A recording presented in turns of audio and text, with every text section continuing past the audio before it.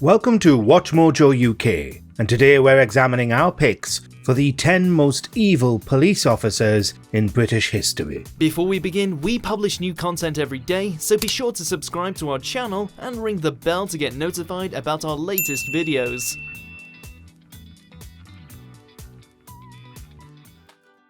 Bill Moody.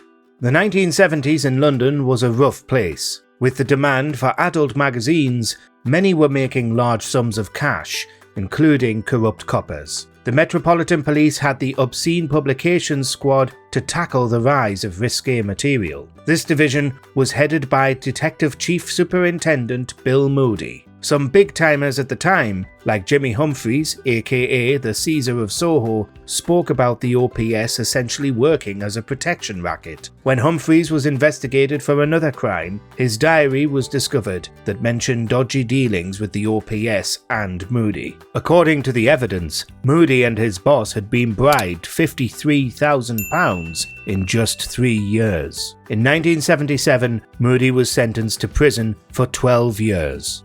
James Ford. In 2022, Hertfordshire Police was rocked by a dreadful crime committed by one of their own. Having joined the force in 2019 as an intervention officer, James Ford quickly destroyed the trust of someone he was meant to protect in the extreme. After neighbouring Cambridgeshire Police got wind of Ford's deals, he was suspended by Hertfordshire in 2021. By 2022, he was in court. In a short amount of time, Ford was found guilty of 10 counts of abuse against a child. On top of that, he was found guilty of attempting to pervert the course of public justice when he wiped his phone. Ford was sentenced to 18 years and 3 months and will be on the offenders register for life. Benjamin Monk. Dalian Atkinson is an icon in the West Midlands after playing football for Aston Villa in the 90s. In 2016, the police were called to Telford, with Atkinson allegedly acting manically. Instead of making a safe arrest, this incident ended in the former striker's passing. In the resulting court case against officers Benjamin Monk and Mary Ellen Betley Smith, we discovered Monk had tasered Atkinson 3 times. One of those was for 33 seconds, 6 times the recommended amount. Monk had also kicked his head twice. This combined attack caused Atkinson to have a cardiac arrest. In 2021, Monk was found guilty of manslaughter and sentenced to 8 years. Betley Smith was found not guilty of assault in 2022. Ali Desai.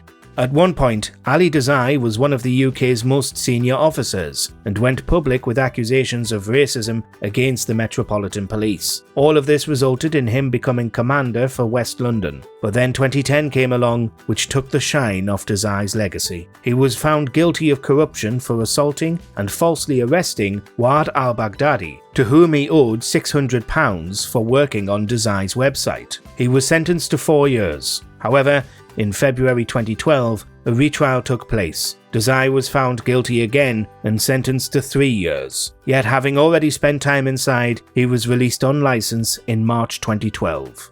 Stephen Cloney.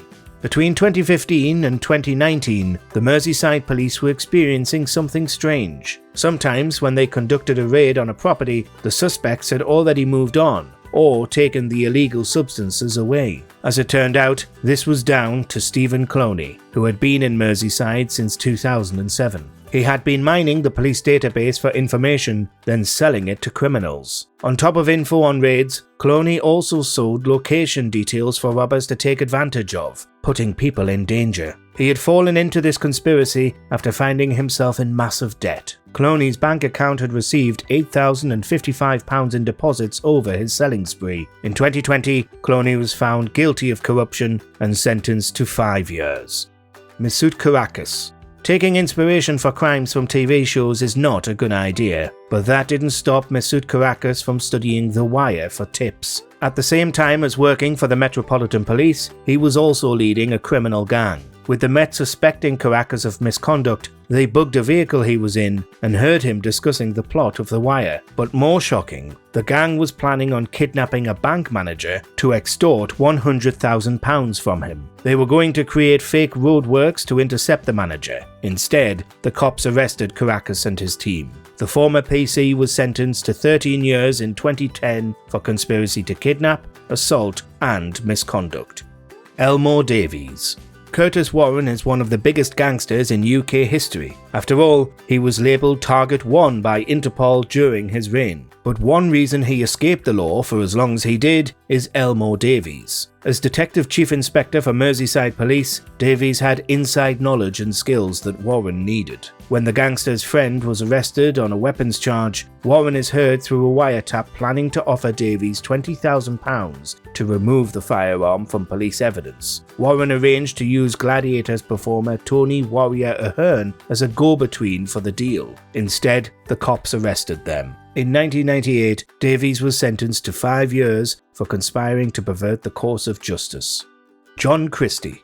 During World War II, John Christie was accepted to join the War Reserve Police. However, they failed to check his previous convictions, a mistake they would regret. From 1943 to 53, Christie slew 8 women, but there are suspected to be more victims. After the first victim, Christie resigned from the police. His crimes came out when he moved out of his property at 10 Rillington Place in London, as some of his victims were uncovered within. After a brief search, the cops arrested Christie. He admitted to all of the slayings, including the wife and child of Timothy Evans, that resulted in Evans' wrongful execution in 1950. Christie received capital punishment in 1953.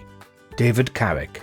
In recent years, the Metropolitan Police has come under scrutiny due to their iffy practices. As such, many crimes of their officers have come out. While David Carrick was responsible enough to guard high-profile sites like Parliament, in reality, he was a serial abuser. From 2003 to 2020, he committed 85 offences against 12 women. Carrick used his authority to intimidate his victims from coming forward with their horrid experiences. But in 2021, one woman spoke out, leading to Carrick's arrest. In February 2023, the former firearm officer pleaded guilty to all offences and was sentenced to life imprisonment. He was ordered to serve at least 32 years before being considered for release. Wayne Couzens.